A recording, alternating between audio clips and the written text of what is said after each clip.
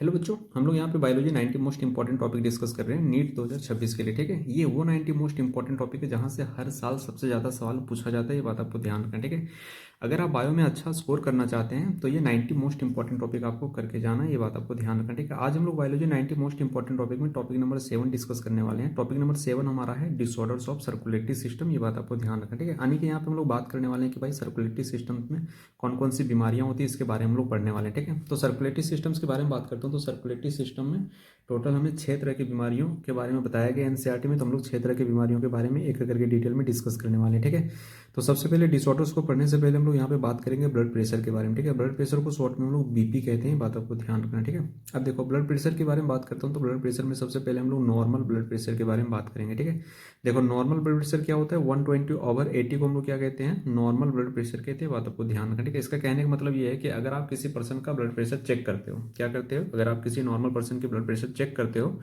और उसकी सॉरी उसकी ब्लड प्रेशर अगर 120/80 है, कितना आता है, 120/80 आता है, तो हम बोलेंगे कि उस पर्सन को कि भाई आपका ब्लड प्रेशर जो है वो नॉर्मल है। बात आपको ध्यान रखना है। ठीक है, जहाँ पे जो अपर ब्लड प्रेशर होता है उसे हम लोग सिस्टोलिक या पंपिंग प्रेशर कहते हैं, और जो लोअर ब्लड प्रेशर होता है उसे हम लोग डायस्टोलिक या रेस्टिंग प्रेशर कहते हैं। बात आपको ध्यान रखना है। ठीक है, ये तो हो गया नॉर्मल ब्लड प्रेशर की कहानी। ठीक है, अब बात करते हैं। ठीक है, अब हम लोग डिसऑर्डर को पढ़ना स्टार्ट करेंगे। ठीक है, तो एनसीईआरटी में सबसे पहला जो डिसऑर्डर दिया गया है वो है हाइपरटेंशन। क्लियर है, हाइपरटेंशन कोई नई चीज नहीं है। हाइपरटेंशन को हम लोग हाई ब्लड प्रेशर को ही हम लोग हाइपरटेंशन कहते हैं। बात आपको ध्यान रखना है। ठीक है, अब हाइपरटेंशन में क्या होता है, अगर किसी पर्सन की हम बार बार ब्लड चेक करते हैं, रिपीटेड चेक मतलब बार बार चेक करते हैं, और बार बार चेक करने के बाद अगर उसका ब्लड प्रेशर 140/90 आता है या फिर उससे ज़्यादा आता है, तो हम बोलेंगे कि आपको हाइपर टेंशन हो गया। ये बात आपको ध्यान रखना है। ठीक है, और हाइपर टेंशन के बारे में बात करता हूँ। तो हाइपर टेंशन जो होती है हमारे बॉडी के 3 ऑर्गन को सबसे ज़्यादा अफेक्ट करता है। ठीक है, पहला हार्ट को अफेक्ट करता है, दूसरा ब्रेन को अफेक्ट करता है, तीसरा किडनी को अफेक्ट करता है। ये बात आपको ध्यान रखना है। ठीक है, तो ये आपका पहला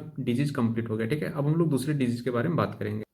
दूसरा डिजीज एनसीईआरटी में दिया गया है कोरोनरी आर्टरी डिजीज। ठीक है, कोरोनरी आर्टरी डिजीज को हम लोग शॉर्ट में कैड कहते हैं, या इसी को हम लोग एथेरोस्क्लेरोसिस भी कहते हैं। बात आपको ध्यान रखना। ठीक है, अब कैड में क्या होता है, इस चीज को समझने के लिए हम लोग एग्जांपल लेते हैं हार्ट मसल्स का। ठीक है, देखो ये हमारे पास हार्ट मसल्स है। ठीक है, अब हार्ट मसल्स के बारे में बात करता हूँ। तो हार्ट मसल्स को हम लोग कार्डियक मसल्स भी कहते हैं। बात आपको ध्यान रखना। ठीक है, अब हार्ट मसल्स को ब्लड सप्लाई करने वाली ब्लड वेसल्स को हम क्या कहते हैं, कोरोनरी आर्टरी कहते हैं, या फिर ऐसे कह सकते हैं कि हार्ट मसल्स को ब्लड सप्लाई करने का काम कौन करता है, कोरोनरी आर्टरी करता है। ये बात आपको ध्यान रखना। ठीक है, तो ये हमारे पास कोरोनरी आर्टरी हो गया, और ये कोरोनरी आर्टरी क्या करती है, हार्ट मसल्स या कार्डियक मसल्स को ब्लड सप्लाई करने का काम करता है। ये बात आपको ध्यान रखना है। ठीक है, अब देखो ये कोरोनरी आर्टरी हो गई, और कोरोनरी आर्टरी के अंदर जो खाली स्पेस पाया जाता है जहां पे ब्लड सप्लाई होता है, ठीक है, जहां पे ब्लड फ्लो करता है, उसे हम लोग क्या कहते हैं, ल्यूमेन कहते हैं। बात आपको ध्यान रखना है। ठीक है, तो ये कोरोनरी आर्टरी का ल्यूमेन हो गया जहां पे ब्लड सप्लाई करता है। ये बात आपको ध्यान रखना है। ठीक है, अब क्या होता है इसको समझो। देखो ये कोरोनरी आर्टरी का ल्यूमेन है। अब इस कोरोनरी आर्टरी के ल्यूमेन में ना 4 चीजें डिपोजिट होना स्टार्ट होता है। कौन कौन सा भाई, fat, cholesterol, fibrous tissue, calcium. ठीक है, ये जो चारों चीजों हैं,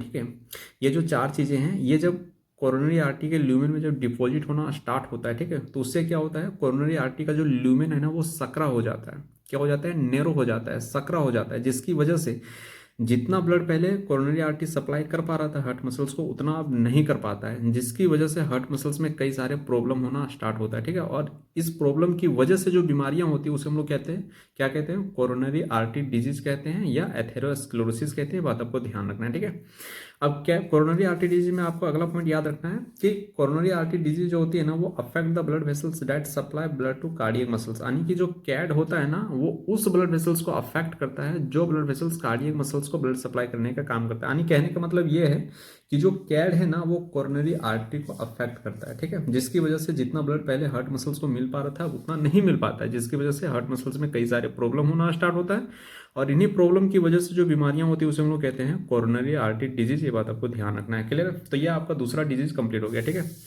अगला डिजीज एनसीईआरटी में दिया गया है एंजीना पेक्टोरिस के बारे में। ठीक है, क्या दिया गया भाई, एंजीना पेक्टोरिस के बारे में दिया गया, इसके बारे में हम लोग बात करेंगे। ठीक है, तो देखो ये एंजीना पेक्टोरिस है। अब सबसे पहले एंजीना पेक्टोरिस का मीनिंग समझते हैं।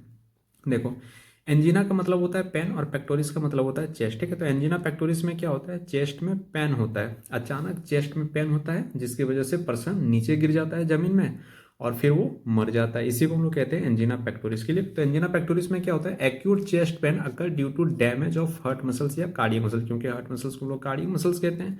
तो जो कार्डियक मसल होता है या हार्ट मसल्स होता है वो डैमेज होता है, और डैमेज होने की वजह से बहुत तेज सीने में दर्द होता है और पर्सन नीचे गिर जाता है और उनकी मृत्यु हो जाती है।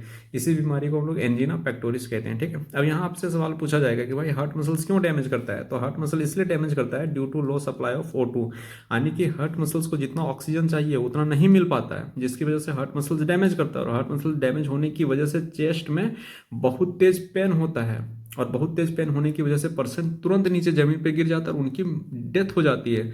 और इसी बीमारी को हम लोग एंजीना पेक्टोरिस कहते हैं। बात आपको ध्यान रखें। ठीक है, अब angina pectoris can occur in any age group. Angina pectoris जो वो किसी भी एज ग्रुप के लोगों को हो सकता है, ये बात आपको ध्यान रखना है। ठीक है, but more common in middle age and elderly. ज्यादा एंजीना पेक्टोरिस का ज्यादातर जो केस है वो मिडिल एज में देखा गया और एल्डरली में देखा गया। मिडिल एज का मतलब जो लोग आधा जिंदगी बिता चुके हैं, मतलब जो जिन लोगों का एज ग्रुप 40 से 45 साल है उनमें ये बीमारियां हमें ज़्यादा देखने को मिलता है, और बूढ़े लोगों में, एल्डरली का मतलब होता है बूढ़े लोगों में ज़्यादा हमें देखने को मिलता है। ये बात आपको ध्यान रखना। ठीक है, तो ये तीसरा डिजीज आपका कंप्लीट हो गया। एनसीईआरटी में अगला डिजीज दिया गया है हार्ट फेल्योर। ठीक है, हार्ट फेल्योर के बारे में बात करता हूँ। तो हार्ट फेल्योर को हम लोग कंजेस्टिव हार्ट फेल्योर भी कहते हैं। बात आपको ध्यान रखना। ठीक है, हार्ट फेल्योर का मतलब होता है कि हार्ट अपना काम करना, मतलब अपना काम सही से नहीं कर पा रहा है। ठीक है, हार्ट का क्या काम है भाई, pumping of blood. Heart blood को पंप करने का काम करते हैं। बात आपको ध्यान रखना। ठीक है, अब हार्ट ना अच्छे से ब्लड को पंप नहीं कर पा रहा है, मतलब हमारे बॉडी को जितना ब्लड चाहिए उतना ब्लड पंप नहीं कर पा रहा है, तो हम बोलेंगे कि हार्ट फेल हो गया। ये बात आपको ध्यान रखना है। ठीक है, तो इसी को हम लोग कहते हैं हार्ट फेल्यूर। क्लियर। अब हार्ट फेल्यूर का अगर आपसे कारण पूछा जाएगा तो हार्ट फेल्यूर का कारण क्या है, कंजेशन इन द लंग्स, यानी कि लंग्स में कुछ चीजें जम जाती है जिसकी वजह से हार्ट अपना काम सही से नहीं कर पाता है, और इसी को हम लोग कहते हैं हार्ट फेल्यूर। ये बात आपको ध्यान रखना है। ठीक है, अगला डिजीज है हार्ट अटैक। हार्ट अटैक का मतलब क्या होता है कि हार्ट अपनी मसल्स को जरूरत भर का ब्लड सप्लाई नहीं कर पाता है, जिसकी वजह से हार्ट मसल्स डैमेज करती है। और हार्ट मसल जब डैमेज करेगा भाई तो सीने में दर्द होगा, बहुत तेज दर्द होगा, और पर्सन नीचे गिर जाएगा और उनकी डेथ हो जाएगी, तो उसे बोलेंगे हार्ट अटैक। ठीक है, तो हार्ट अटैक में यही पॉइंट आपको ध्यान रखना है कि heart muscles are suddenly damage due to inadequate blood supply. ठीक है, हार्ट अपनी मसल्स को जरूरत भर का ब्लड जब सप्लाई नहीं कर पाता है, जिसकी वजह से हार्ट मसल्स अचानक डैमेज करता है। क्या करता है, अचानक सडनली डैमेज करता है, जिसकी वजह से सीने में बहुत तेज दर्द होता है और पर्सन नीचे गिर जाता है और उनकी डेथ हो जाती है, और इस बीमारी को हम लोग कहते हैं हार्ट अटैक। ये बात आपको ध्यान रखना है। ठीक है, एनसीईआरटी में अगला डिजीज दिया गया है कार्डियक अरेस्ट के बारे में। ठीक है, कार्डियक अरेस्ट में आपको 3 वर्ड याद रखना है। हार्ट स्टॉप बीटिंग, मतलब हार्ट काम करना बंद कर दिया। ठीक है, तो इसी को हम लोग कहते हैं कार्डियक अरेस्ट। क्लियर है। तो ये टॉपिक आपका जो डिसऑर्डर ऑफ सर्कुलेटरी सिस्टम था ये कंप्लीट हो गया। अगर ये वीडियो आपको अच्छा लगता है दोस्त तो लाइक करना, बहुत अच्छा लगता है तो कमेंट करना। फिर मिलते हैं नेक्स्ट टॉपिक में नेक्स्ट वीडियो के साथ में, तब तक के लिए बाय बच्चों।